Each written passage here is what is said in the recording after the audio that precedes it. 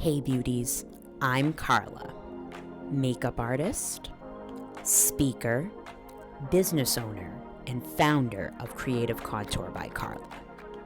I believe we should love wearing makeup should we choose to. In this podcast, I will break down the harmful rhetoric spewed by the beauty industry. Follow along to love yourself, gain confidence, and enjoy a little glam. Hey beauties, welcome back to the Creative Contour by Carla podcast. Today I want to talk with you something kind of vulnerable, which is how I overcame my shattered self-esteem and continue to do so. So let's get into the content. First of all, before I say anything, public service announcement, this is my lived experience in my life, and just because it's what I experienced doesn't mean other people will experience it. And what I did worked well for me. It does not mean it's going to work well for anyone. I am not giving out any kind of professional advice here. I am strictly speaking on my life experience and what I do that makes sense for me to heal a shattered self-esteem. If you are somebody who is in the same boat as me and you have a shattered self-esteem, I suggest that you do a little bit of research for what is going to work best for you. Just a little public service announcement. I do look cute. This is an adorable look.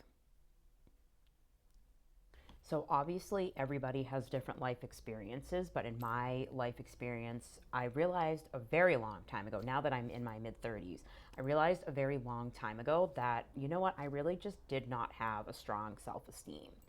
And I want to say I was probably in my 20s when I realized I didn't have a self-esteem at all. Like, it's been shattered for quite a while.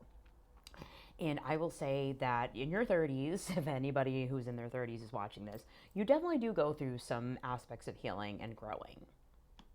And, you know, I really just I woke up one day and I was like, oh my God, like, I don't have any self-esteem at all.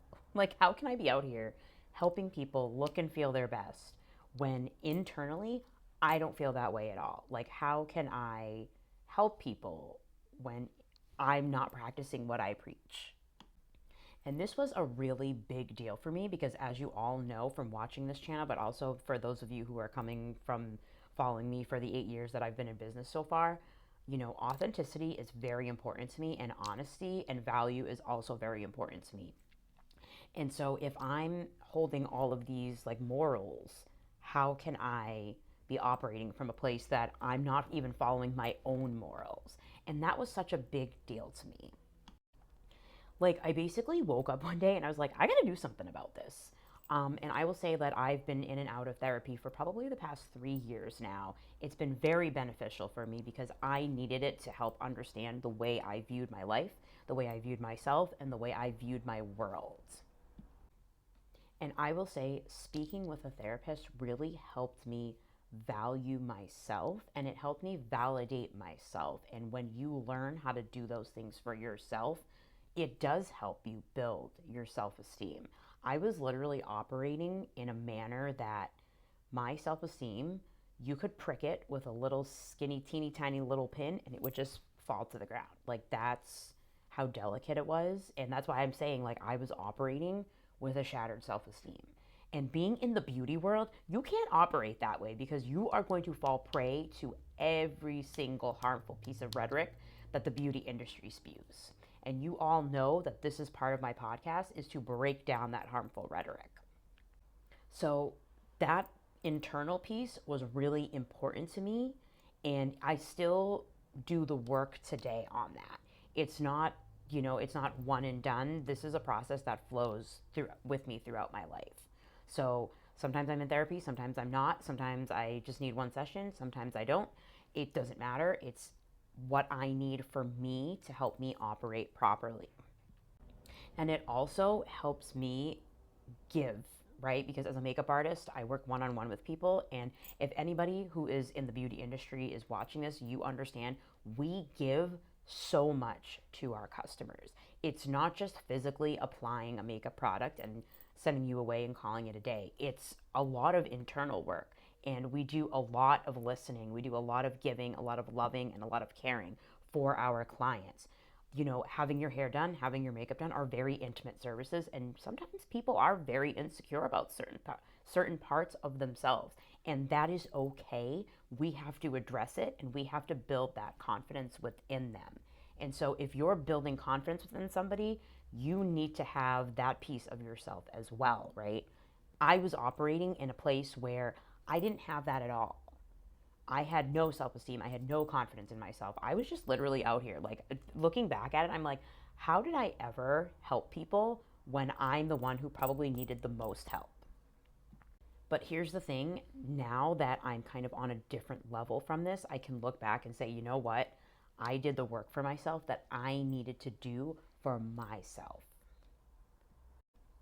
So when it comes to how I operate today, the tools and techniques I learned from my experiences with my therapists were helpful, and they helped me learn how to validate myself. They also helped me learn how to speak to myself internally, right? We talked about this a while back on my episodes, that how you speak to yourself matters.